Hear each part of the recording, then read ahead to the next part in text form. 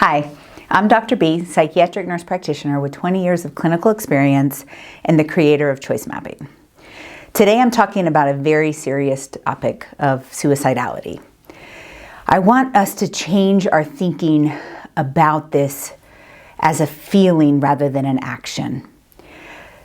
We talk about people who are suicidal as this, they are going to do this action of killing themselves. And I challenge you right now, if you are out there, someone you love is out there who is feeling suicidal, this is no joke. This is a piece of the complex puzzle of treating that suicidality. You must seek professional help and probably some medication. We've got to get away from the stigma that medication is bad. We need to get away from the fear of medication. If you have gotten to the point where you are suicidal, neurobiology is tired. It needs some help. It doesn't matter what came first, but stress in and of itself decreases neurotransmission, and you could benefit from some medication. Okay, so first and foremost, if you or someone you love is suicidal, please seek professional help. This video is just going to talk about how to shift that mentality of suicidal to a thought or a feeling, not an action.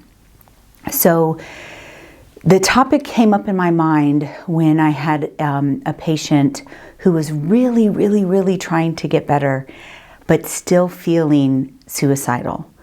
On some medication, doing the choice mapping therapy, had signed the not an option contract. So again, watch the not an option video.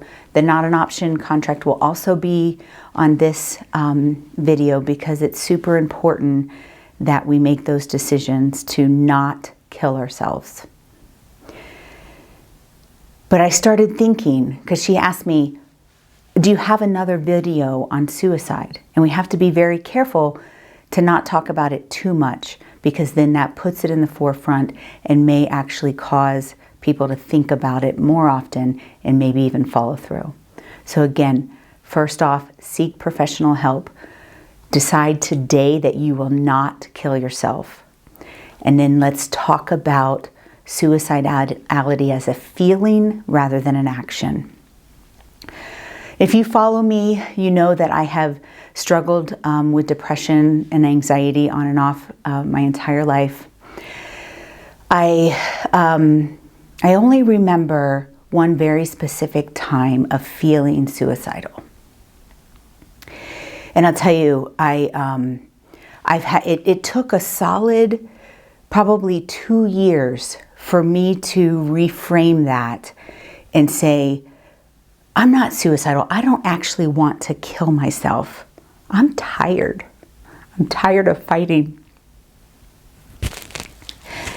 So that's what that suicidal feeling, if we identify it as a feeling, not an action, that's what it means to me. And so if you work with a choice mapping specialist and you can kind of map out and make some choices on what that feeling means to you. But for me, it was, I'm tired of fighting. And I remember, and it was scary. It was just a couple years ago, about 6 months after Reggie died, is when the depression just really hit hard. And Reggie is my son. If you don't know my story, we fought for 10 years against DRPLA, and I truly believed that he could get better. And I took him to every doctor and specialist, and I was proud of myself that I could stay positive in this fight. And 6 months after his death, I just felt so depressed. And choice mapping's already existed. I'm working on this myself. I haven't shared it with anybody, but I've been working on myself. And I would map things and I would try to organize things. And, I got to this point where I'm like, my life is so hard that I can't even kill myself, because my daughter has DRPLA, my husband, so I had a responsibility to continue caring for them. But I felt suicidal. I knew I wasn't going to do it as an action, but I felt it. I was exhausted. I was tired of fighting.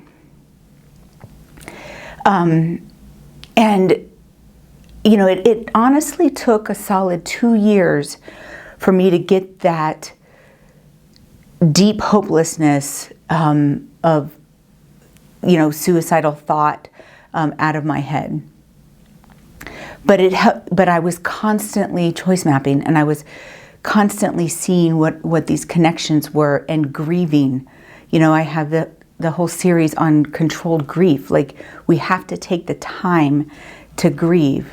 But it's different than my guilt and the trauma around what happened the day that he died. That's a separate thing that I had to identify. But the big thing for me that made me feel suicidal as a feeling, not an action, is the spiritual conflict of why God would allow this to happen, and why God continues to allow these bad things to happen.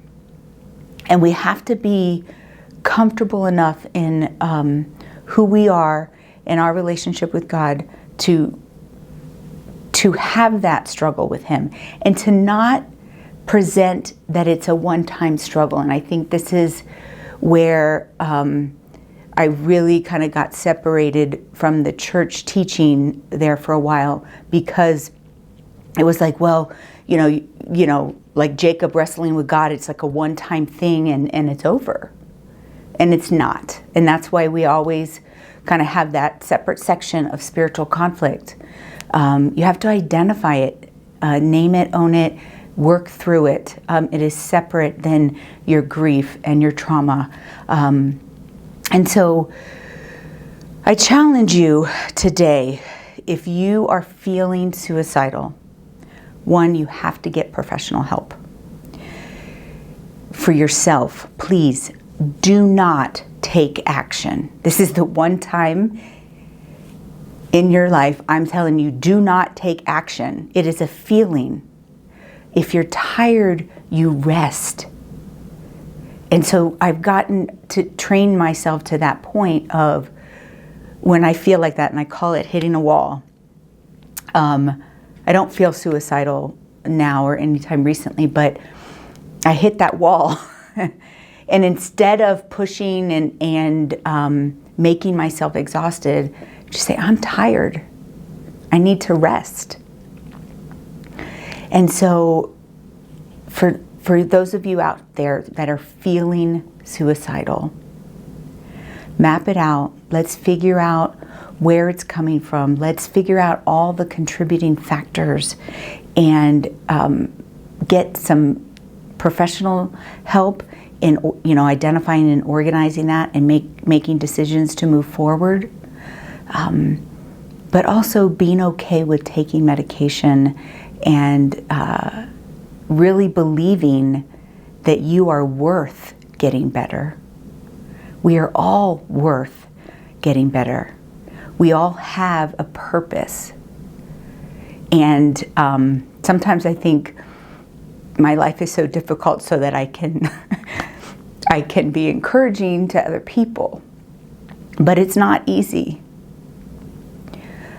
Life is hard, but that doesn't mean we end it.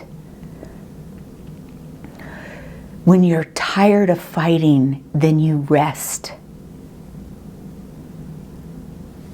Again, dig deep, find your mental strength.